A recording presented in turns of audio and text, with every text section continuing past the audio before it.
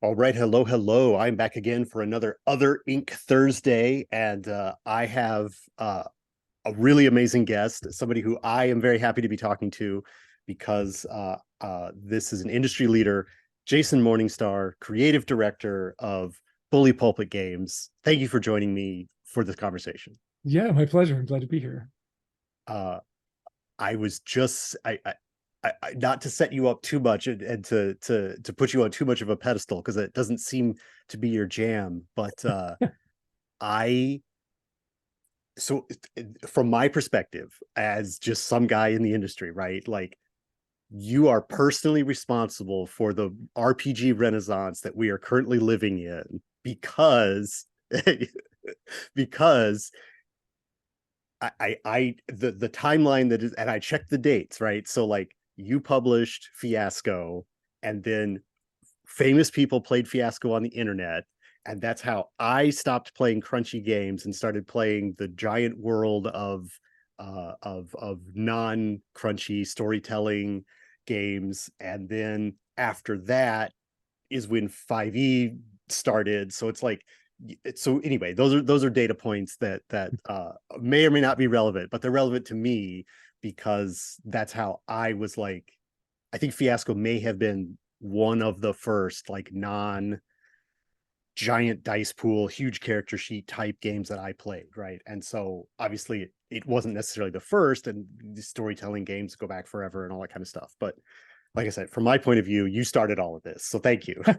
I most emphatically did not start all of this, but for you, if I did, I am honored, and I'm so glad that you found new ways to play, and that you that my games led you in an interesting direction for sure. That's awesome. But Right. like I could tell that same story about my own inspirations and things that sort of blew my mind and got me down that same path. Like I think we all can, right? Everybody's got Sure. their origin story, so you're not alone in that for sure. Sure, sure. And if you've told that origin story somewhere else, but you don't have to repeat it here. But if there is sort of like, I'm interested more in sort of like not necessarily going back 10 years and talking about how you started, but like kind of where you are now, because I feel like, Bully Pulpit is such like an industry leader, right? Like you're one of the biggest medium-sized companies in the industry. Like, is that Maybe uh maybe we're one of the biggest small companies. Could we say that? Because but when there's I think of so a medium-sized company, I think of something like Evil Hat, okay, okay. right? But Which is still a rounding error to Wizards of the Coast, but like yes, we're a yes. rounding error to Evil Hat. So like pick your battles. Sure. I mean, that is one of the questions that I have on my list here is like, is there a usefulness in defining what is an indie company at all? Is that a term that you need? Like I mean, my games are sold at IPR, your games are sold at IPR. That's indie press revolution. Like, is there a usefulness in defining those layers of the bigness of the industry, or is that just if you're an indie, if you call yourself indie, you're indie and that's it? Yeah, no, I much prefer definitionally to let people self-identify. So if it's important to you to use those labels and those labels resonate with you, then absolutely you're whatever. That's great. It's it's a role-playing game. You're Uh-huh. indie. Great. I couldn't care. Um, I the term doesn't really resonate with me. The sort of the doctrinaire answer back from the Forge days is it's an indie game if you control the means of production, and you control sales and distribution, and nobody can tell you not to publish your game. Mm, Um, I like that with that in definition. mind, I am no longer indie because I have a business partner, and Steve can say no. And if Steve Yeah. says no, we don't do whatever that thing is. So not indie anymore by that So, definition. so There's that's plenty of other ways that you can sort of parse that where sure, we sure. absolutely are, right? Now we're a scrappy little company. We have two employees, me Right. and him, and some contractors. And so like we're pretty tiny. Yeah, so I don't really want to get into the identity politics of what is indie any more than I want to get into what is a role-playing game, because I Sure. think those definitions aren't super useful. Right. But I mean, I think you've already, I mean, yeah, it doesn't, drawing those lines for other people isn't necessary, but I do, that is such a, um, to say that like you as an independent person, even to have a business partner makes you not indie is an interesting way to draw that line for you. I mean, that you said it, that's Well, yeah, and because, I don't, again, that's the doctrinaire answer. yeah, yeah, yeah. That's what Ron Edwards would say, in 2006. So I don't know. I do feel that we as a company can make whatever we want, Yeah. and we don't have to. We're not under pressure from shareholders or Sure, from sure. or from a larger zeitgeist. We can Mm, make things that even if we don't think they're going to sell well, but that we feel like yeah. are representative of our own aesthetic vision or what we want to do. And certainly we've created some things that follow that pattern rather than make all the money in the past. Sure. I was looking at your full catalog. I have the Warren on my shelf over there. And but all the Fiasco products and eh, you know, um what I would say, like the variety of things that are on offer, right? Like you've got the Star-Crossed, which is a very different game from a boxed set of card prompts to tell a story about a ghostly apparition. Ghost Court is a very different kind of game than Star-Crossed, but they're not that really far apart. And then like they share some similarities, and then the Warren and it's the Night Witches, right? Like those are so um they're so specific and so different from like sort of the looseness of something like Fiasco, but then like there's sort of a same spirit behind all of it. So um can you talk sort of about like what your the games that you want to publish? What are the games that you sort of have excite you and that make become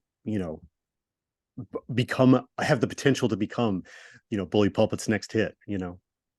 Yeah. Well, so just to be clear, The Warren was written by Marshall Miller. I had nothing to do with the design of that game. And I mean, Star-Crossed as was a written. publishing thing. Right. I want to make it clear that Hmm. I'm not responsible for what is brilliant about the Warren or Alex Roberts' game, Star-Crossed. Right. Those games are beautiful and they're well designed, and that's what drew us to it.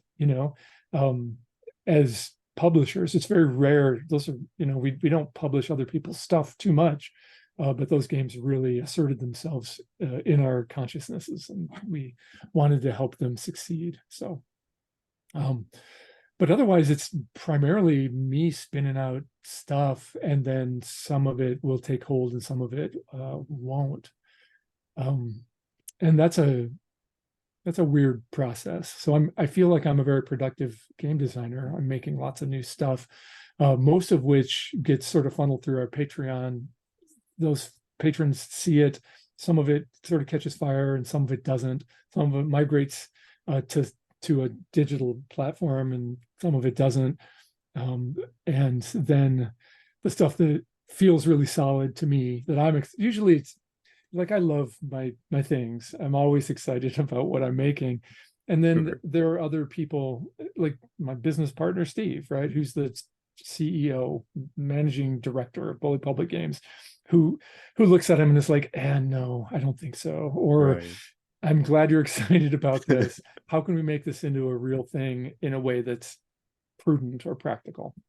So we have a very good relationship that way, where he kind of pulls me back from the edge sometimes, and sometimes I'm like, no, this is awesome. I'm absolutely confident in this, and we need to go forward with this, which I feel like was the case with Desperation, which is a weird sell. It's kind of a hard sell, but the core conceit behind it is so good that I was just thrilled. And having seen it in front of people, I knew that it had legs, and I fought hard for Yeah. it to be a physical product. Yeah. Yeah, that's I saw that in your list. I'm not as familiar with that one as some of the other ones that I've named. So tell us a little bit more about that one. And Yeah, so Desperation is actually the most recent thing that we published. And it's thematically there it's a framework for telling stories about desperate people. So in the game, you're rooted in a particular context in which people are in a very bad situation. Things are not going to go well, and probably there are only going to be a few survivors, if any, for whatever the problem is. And you're just you're there to help shepherd them through this difficult time. But the thing that's, I think, really interesting about it, and that I'm excited about, is that when you play Desperation, you don't get to decide who says what. Or I'm sorry, you don't get to decide what gets said. You hmm, only get to decide who says what.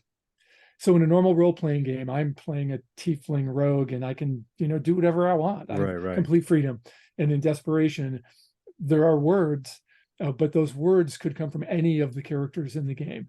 And in the moment, you will know who it should be, and you will assign it to a person. And so you get to decide who's saying those things, which is the important piece to it. Hmm. And that sounds really weird. Let me give you a good example. So Well, yeah, I'm one of trying to the imagine. Is it like, yeah yeah, one because of the it's card settings for based. Go ahead, go ahead. one of the settings for Desperation is Neola, Kansas in 1888. And there's a great blizzard. The town is absolutely snowed in. Nobody's coming in or out, and you're slowly starving, right? This community is starving. You set up the community, you know all the people in it, you know where they live, you know the relationships between them, and you know, they're having a hard time.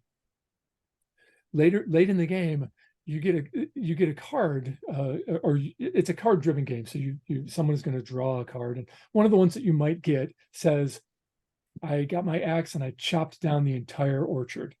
I chopped down all the apple trees that have been growing here at great pain and expense for 20 years.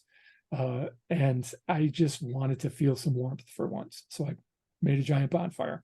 It doesn't tell you who did that. Hmm. It's a horrible moment, right? Because it's not it presages the complete destruction of this community, right? Everything they've worked for just goes up in flames, so that somebody can warm their hands for a minute, somebody who's lost their mind.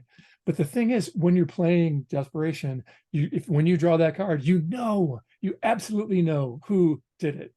And that's because the game is built around leveraging apophenia. It's built around our innate ability to match patterns and our brain's desire to match patterns, even when there's disparate information that doesn't necessarily connect. So what happens in play is it actually, typically, it feels really spooky because you just know, you know that who among these people is the one who burned down the orchard, and everyone at the table is like, yes, Hmm. that's exactly right. They know it too. You don't have to. Anyway, uh, that's the technology that it's built on, and I'm really excited about that. And I think it's super interesting, and it's doing something that I think is kind of new. So that's Yeah, Desperation. I've not heard of.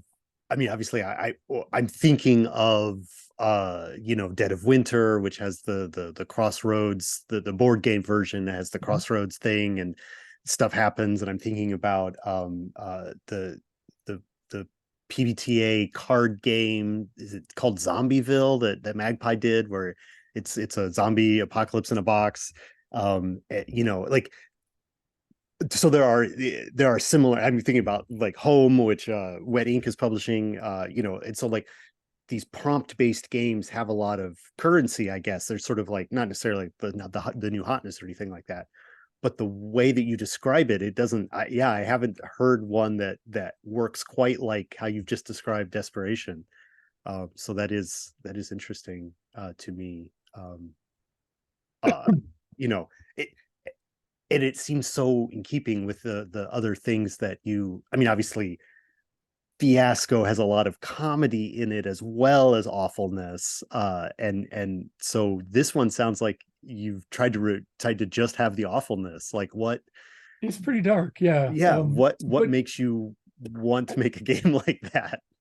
well, I think that's a fun space to play in, Hmm. uh, partially because I'm really interested in getting to sort of the hard choices, the visceral moments, right? The things that you really come for, right? And if I can do that in 60 minutes, why would I do it in 2 hours, you know?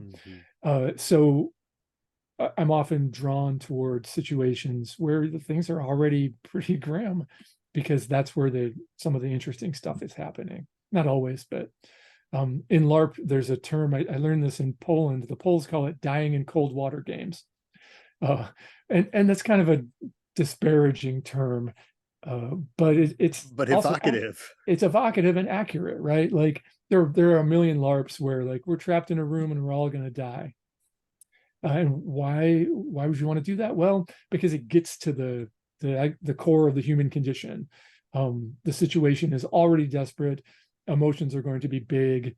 We all know how to reach those heights, those sort of emotional heights, those kinesthetic heights, whatever it might be. So like, let's go, right? Hit the gas. I don't need a 4 hour introduction to get to that point. I just want to be there. And so I'm Yeah. often drawn toward that kind of thing. Not Is always. I make fun games. I make light games, sure, and sure. even my these dark games have moments of humor, and people will often overlay, some gallows humor on top of these things as well, for sure. Yeah. Is there, I mean, part of the design, and you talked about the term technology, you used the term technology to describe like a card game, and that almost seems counterintuitive, because it's just words written on a card. Um, but I imagine that there's what you mean by technology in that case is like there's a selection, it's very carefully curated words that, like you said, kind of accelerate the story to the most dramatic point, like especially in that game describing Desperation, like that you're not going to put gentle words on those cards. Like you're only going to put the most intense words, I imagine, in order to, like you said, accelerate right to the moment of the tension. I mean, is it as simple as that? Is it as simple as a curation process, or is there sort of other, is it in the setup, and it is in the card prompts, and it is in choices between two least, which is the least worst of these three things that I have on the table? Like, um when you say technology, what do you mean by that exactly? Yeah, no, I use that word deliberately because I think it is. It's if you're designing, you're building the tools for people to have an experience, right? And so in the case of Desperation, the fact that I chose to use cards is a design choice. The way that those cards create affordances in play, you're laying cards on the table that physically demonstrate the relationships between characters, that create a map, a visual representation of the play space. All those things are already getting you into a pattern matching mode. And then I'm writing these prompts to be very specific, and they're not all like, here's a difficult thing you have to decide right now. Some of them are like, I hate this place and I wish I were dead. This place is awful, and I wish that I were in St. Louis instead of in Neola, Kansas. Wow, that's a pretty powerful statement. Who said that? Right? Right. If it was the postmaster, that's very different than if it was the weird drifter who lives in a shack on the edge of town. So you're making choices, but you're also being guided by other factors that are in play, and all that is going into sort of a curated deck of cards that are going to be revealed in a particular order, with some randomness to it, sort of in a like the board game Pandemic. You're sort of tuning that deck Mm-hmm. so that it delivers a consistent amount of awfulness in the right order and sequence, allowing for room for randomness and surprise and replayability. Yeah. Like all that stuff goes together to make this experience. Yeah. I mean, that's, yeah. Yeah, of course it does. And the other thing that I think is pretty interesting about a deck of prompts like that is I don't know, there's that juxtaposition, right? About like, if you can do anything, then you can do anything. There's nothing that it's harder to make a choice when you can do anything. Yeah. As you know, when you get a book and a role-playing game, like you were saying, the tiefling rogue can steal from this person, sneak into the bushes, climb up here, cast a spell. Like, I mean, there's a lot of choices.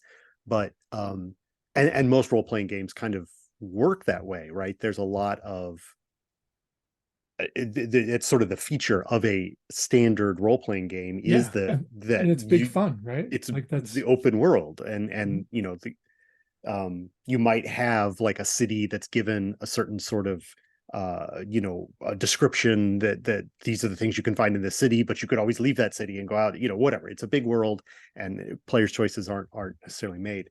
um but the card game based thing, there's sort of a different assumption at play almost, where like, no, the things that are going to happen are in this deck of cards. Like they're you are automatically limiting the choices of everyone at the table when you play like a boxed set card game like that. I mean, even making a box set with pre-gens and stuff like that and established backstories is a process of limiting the choices. But like a good artistic constraint, that then that's sort of the music, right? Is the it's not just every noise, it's not every note at once, it's these notes in this order that make the piece of music, right? It is that is that how you think of it, or is that the analogy that I'm making makes sense? Like, you know, is that why you end up doing boxed card games, like because like even the second edition of Fiasco is sort of like it went from that same process where it's like, here's the book, and now we're selling it as a boxed set of cards, and it's sort of like it is sort of like limiting the options, right? And guiding, it's more guidance, it's more limits, but it also then it produces more specific experiences. Like that's the way I see it anyway, from the outside. Is it a similar, like, that's, is that a direction that you're moving in design? I think um it's yeah, I think it's true that constraints build foster creativity, right? And that if you can constrain choices, that you will allow people to find more creative outlets because of that, rather than it's an open world, do whatever you want. Those games are also fun. And there's, it's a continuum. I'm playing of Primetime course. Adventures right now, and we're on a generation ship that's deteriorating, and like we can do whatever we want, but like there are some finite constraints within that fictional world to play off of. Um, so it's not do whatever you want, it's do whatever you want within these bounds. And I find that I'm drawn toward creating tighter and tighter bounds. I want pretty specific situations that are easy to access and that provide uh, the things that I find really fun and that I have observed other people finding really fun, uh, consistently, quickly, satisfyingly. So yeah, I think a number of things that I've been thinking about and developing are products in that kind of space where I'm looking at the formats that are going to be accessible for that particular idea. And often that's cards, because cards are great. You can do all kinds of interesting things with cards, and they provide a constraining tool, but they also provide interesting affordances related to how they're presented in play, how they're visually oriented as a group. There's just a lot you can do with them. Randomness, um, creating discrete sets. There's just a lot that cards do that I like. Steve, my business partner, does not love cards because cards are expensive and difficult to distribute. But that's where we're at. Well, yeah, I mean, that's such a it's such an interesting thing, you know, because I think of cards as relatively inexpensive, you know, like a card.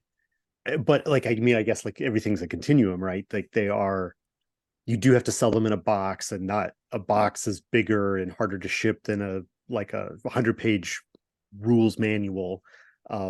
So I get that, but then it's also, there's so much, you like you were just saying, there's so much you can do with cards about positioning and placement and grouping and randomization, and like whether it's this side or that side or pointed this way or that way, Sure, yeah. and and and you don't need dice and plastic pawns and bags of glass beads, and you know, there's you could use all those stuff as well, but just a deck of cards is still so many options, so it is, you can produce a game that only has cards in it and that is cheaper than buying like a quote unquote a proper board game that has the big stacks of cardboard and all the chits and the fancy pieces and all the little sheep look like actual little sheep and you put them in the little plastic carts, like that's a totally different kind of table presence It than a is. deck of cards, but also deck of cards still mechanically can do so much. Yeah.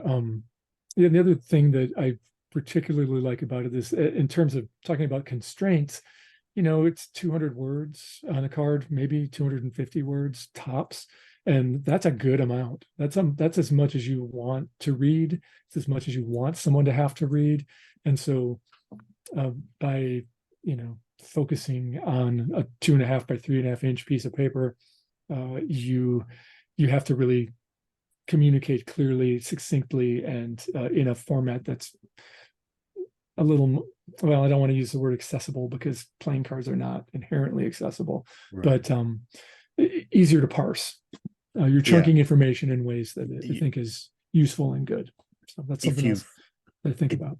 it definitely is like it's more that design constraint. It's a design constraint on you as it creates a play constraint, but it contains you can't just write another chapter of world information and Right. add 15 pages to the book because you've only got the, like you said, 200 words max on a card, Yeah.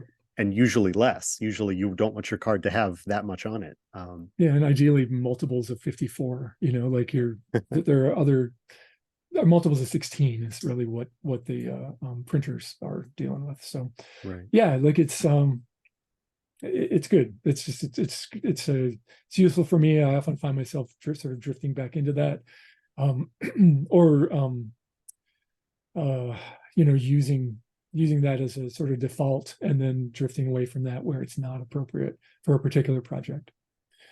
So yeah, Do you want to talk some more about, like, because we mentioned the business side and you've mentioned your partner in Bully Pulpit. Do you want to talk more about that, or do you want sure. to talk more about like the other way? I mean, there's so many conversations that I could have with you, I feel, but the thing to talk about would be sort of like where your design space is right now, like anything that you're sort of like still in developing, or we could circle Yeah. back to that, or whatever, because No, I I'm happy to talk about any of that. I've always got half a dozen projects percolating.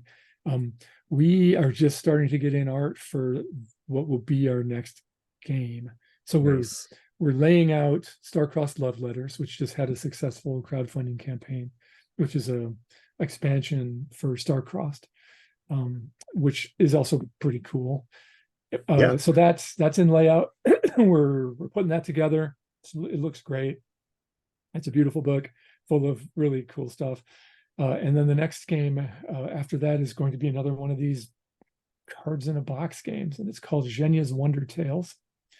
And Zhenya's Wonder Tales is a game that facilitates the telling of folk tales, specifically with a sort of a Slavic, Baltic kind of arc to them, and that is sort of vaguely powered by the apocalypse in its format, in that the story is built around a series of things that look like moves. They'd be easily recognizable to anyone who's played a game that has moves in it. Mm-hmm. And the tales are individually designed for 4 characters. You can play with more or less players, but there are four protagonists in each story, and each of them has 3 things that have to happen. And then there are 4 things that are available to anybody, which are usually pretty generic things like if you get into a conflict with another person. But the specific ones are very specific. Like I could actually share my screen if maybe. Let's. Sure. Oh no, you won't allow it, so that's okay. Oh, We I won't mean, share screens, but I'll give you an example. So like uh, in there's one of the tales that's called the Carp Princess, and in the Carp Princess, Countess Antonia has a card that says, "When you confess your love to Sir Boyan." So at some point during the game, as a player, you're like, "Oh well," and it's clear that you have a little bit of backstory. You have a card, that says you're in love with Sir Boyan, but you're definitely going to tell him. That's part of the game. Game doesn't end until you tell him you love him. So when you confess your love to Sir Boyan, something happens. What happens? Let's see. When you do that, you flip over the card and you reveal. And it says, the two of you have been amorously jousting for too long. You must unburden your soul at long last. Ask Sir Boyan to choose one. And Sir Boyan's choices are: you humiliate the Countess, or you agree to something you will regret. And then you play out that choice. Wow. So like a move is triggered, and every character has 3 moves they need to trigger to sort of play out this tale. It provides a lot of diversity in outcomes, but the sort of scaffolding of that particular tale is always going to be the same. So like, she's always going to be in love with the knight. The knight is always not going to be interested in her. Her servant has a secret past that she knows about, and is like, there's all the pieces in this folktale sort of hang together nicely, and it's very satisfying to play out. So the game is going to, and that's 21 cards. There are 21 cards on the table. When you've revealed them all, you've told this story, and you will know it. You will absolutely know that it's over. You can play them in any order, and it works great. And that's 21 cards for that tale. So I assume the box comes with 6 tales or something like that. Yeah, right. You get I'm not sure which ones will end up in the box, but like they're the Bear Lovers and the King of the Snakes. Those are great titles. The Carp Princess. There's one about a marriage. I don't remember what that one's called. Anyway, there's a bunch of them. And one thing that I really love about it is that the format, the technology in this case, scales. So like, we're going to include one that's for 2 players that just teaches you how to play the game. And it's very short. It's only 9 cards. It's very simple, and it's for 2 players. There's one that is a capstone game where it's all of you have a role like the bearer of bad news. It's a very generic title, and you're supposed to pick one of the supernatural creatures from a previous tale to play. So you've played 4 of these stories, and the 5th story allows you to recapitulate what you know about these characters in a new context. So like, I think it's fun. It's got like, there's a lot going on there. Obviously, like, it's got the moves. It's got the like. I'm really intrigued by the like, I make the move, but then that forces someone else to make the choice. Like that's a twist on the standard PBTA. Sometimes, the way it's set up, you've got 3 cards to reveal, and the normal pattern is one of those cards is going to provide new context. One of those cards is going to give you a choice to make, and one of those cards is going to give someone else a choice to make that impacts you. And that's a good balance, and it varies a little bit. I'm tuning it for each character and tale, but for the most part, that means that there are going to be 4 of those in play across the game. Yeah. What is are they? I don't know Baltic mythology very well. Are these sort of elements like that named knight? Are they sort of like real folklore elements that you're drawing from, or is there sort of like it's not really that folklore based? It feels a little bit like it. Like, are you drawing on a specific set of legends?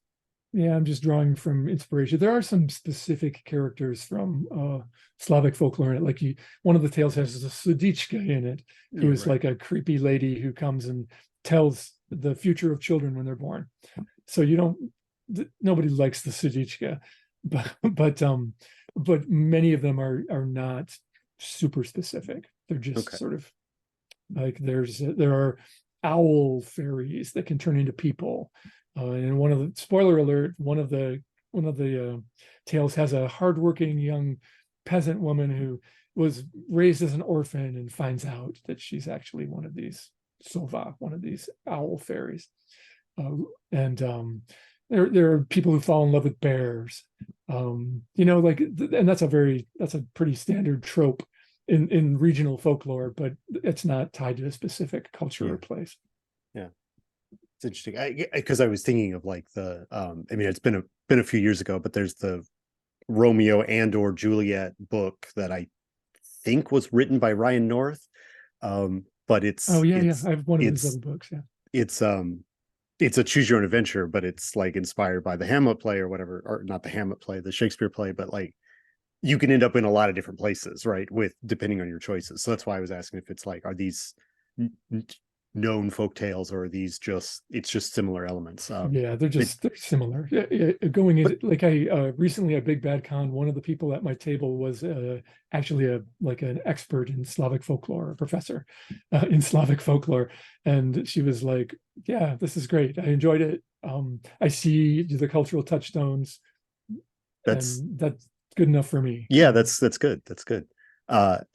Did you the other thing that it makes me think about is Vason was pretty popular at the awards season last year at Gen Con. So you know, that sort of like there's some talking about business stuff, right? That's like, is it a good time to do folklore or is it just happens to be parallel development, you know? Yeah, no, I don't pay any attention to that. Like if I'm excited about something, I'm going to work on it. Right. So no, that's I don't look at I don't pay much attention to trends. If everybody's into, games about whatever, that's not really relevant to me. And similarly, that's advice I often give to people. People will be like, "Well, I've got this idea, but it's kind of like," and I'm like, "It's not. Your game will be unique. Yeah. You don't need to worry about kind of like. It won't be kind of like by the time you're done with it." So that's Uh, yeah. Speaking about business advice that you might give, one of the other things I thought you would have interesting things to say about um, is the sort of like, I don't know, like I don't want to, I'm almost like thinking of it in too mechanistic of a way, you know, like there is sort of like a creator pipeline, right, of that exists now, or at least as I see it, right, where you're like you can make a game and you know, and put it on a platform, either your own Patreon or what was the I can't remember some of the other, like, you know, Gumroad and other like small personalized sort of marketplaces or something like Itch, and then you could get hired to write a supplement of something, and then you can publish your own game under your own, you know, company name, like that you could be an industry leader, right? I mean, or you can get or become a freelancer and like work consistently for, you know, privateer and green ronin and you know, make a career sort of that way of like publishing for different things. Are these is it is it different now than it used to be? Like, is the advice to like because my advice to people who want to make a game now is like, well, then make one, like put it on, like you can make a game and tweet it, you know, like it's you don't have to like publish a hardcover 300-page book. You know, you can write a game in 200 words and then put it in your status and, you know, on any social media page, and then you're a game designer, you know, like just do one to get started and then more will follow.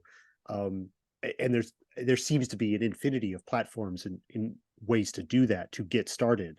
um is that different than it used to be when you started? Like, was there more clearly defined or different path roads, or do I just not remember you know, those days the way that you remember them? I don't know. Yeah, no, it's very different now, in that it's just become more and more democratized. Like you said, the tools have never been easier to access.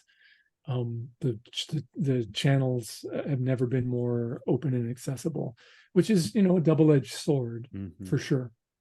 On the one hand, that means that anybody can do anything. On the other hand, it means there's just a fire hose of new stuff all the time. And filtering that for quality is a challenge, one that I am often puzzled by. Like, I don't have a good answer for that because I don't have time to like look at every new thing that comes out. Right. And I used to, right? It used to be I could go to Gen Con and see every new game. Right. That was the thing. Or Right. most, there were always some weirdos making zines in Tempe, and that never, I would never encounter. That's always been true. I think I But literally know a weirdo who makes a zine in Tempe. So yeah, so like that's changed. That there's just a fire hose of new stuff, mhm. uh, and you absolutely can do it. Whether that can become a business, or whether that can become a career, is a little more of a challenging assumption, I think. Right. And I would approach it pragmatically. Mm. If that's your goal, it's it's tough. That's a difficult goal to achieve. I feel very fortunate that my our timing was just good. We came out of a DIY creator scene at a time when there was a lot of mutualism and a lot of support for what we were doing, and we owe our success to many of our peers who also were willing to support and promote our work. Um, Yeah. we owe everything to that. And I think that's harder to find today. I don't think it's hard necessarily to find a community of practice, but that community of practice may not be able to elevate your work in a way that it needs to be or deserves to be elevated. Right. So It yeah, it's is. different for sure. I mean, there's definitely, I run into people all the time who are, I like that term, community of practice. Like it is, people establish all kinds of like little small communities. Yeah. But it's, you've got your eight best friends and you all buy each other's games. That's only, seven sales a piece, like it You're doesn't. just handing the same $2 bill around. Right. Right. That is often a joke made, and the crowdfunding platform will take its cut every time from each of those things, Yep. um, uh, which is that's sort of you're talking about the double-edged sword, right? The do you have any then experience? What is your sort of best method? Like obviously you can't drink all the water from the fire hose as we've talked as you just talked about, but the what is sort of where do you look, where do you find the stuff that either it rises to the top, or you said you don't pay attention to awards or trends, like where do you look for new stuff that gets you excited? Well, there's sort of the pre-pandemic answer and the current answer. Before the pandemic, I was pretty active. I would be traveling to Origins and Gen Con and Dreamation and Big Bad Con. And I would be learning and playing and meeting new people at those events. And that drove my discovery process in a big way.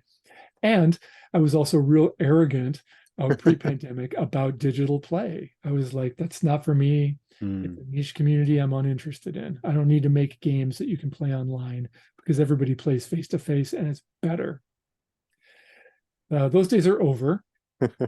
I need to think about that now as much as possible. There needs to be a digital implementation of whatever I'm doing. That's just sort of how it pans out.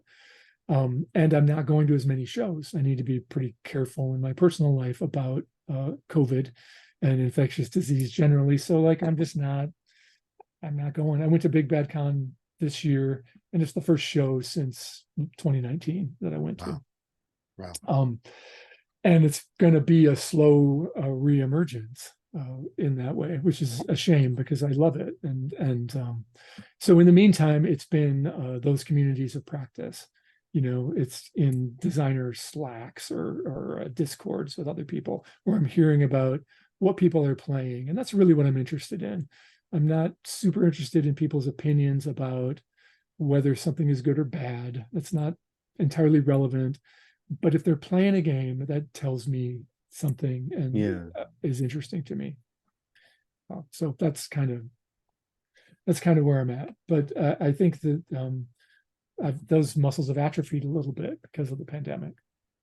Yeah, it is both been a very long time, and also it isn't really that long ago. 2019 is not very far back there in the rearview mirror.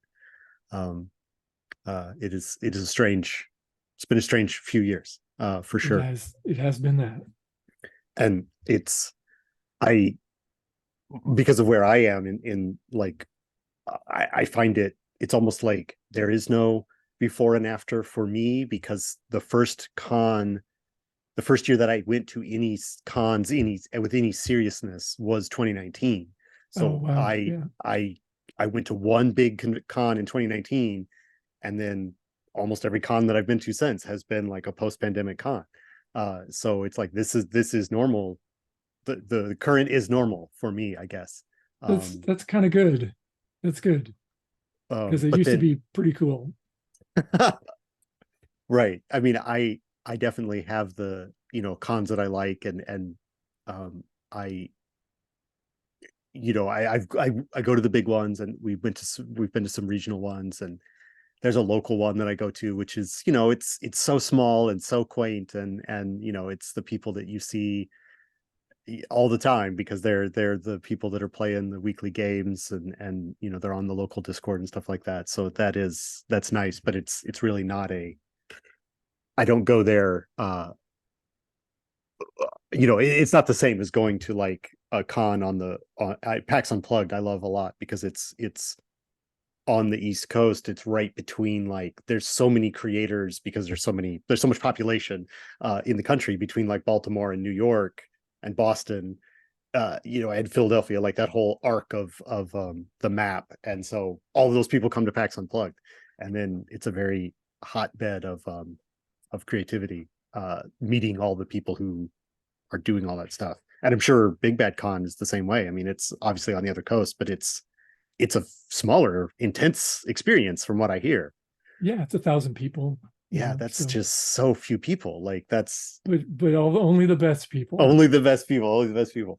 Do you have It's a, any uh well, yeah, I'll have to consider that. I don't know, Dreamation and Metatopia are ones that people talked about as good cons yeah, for those are that both excellent. small experience. What's the one that Oh, I don't remember what the other one was, but anyway, Yeah. do you have any, I mean, we're almost at the end of our designated time for the day. So I really appreciate you having shared all of your wisdom. Is there any, um, before we leave, is there any sort of, like, I don't know, final thoughts? You've already prepped us, like, or given a hint about what you're working on. Is there any other things that you feel you want to share with my viewers before we do our final wrap up?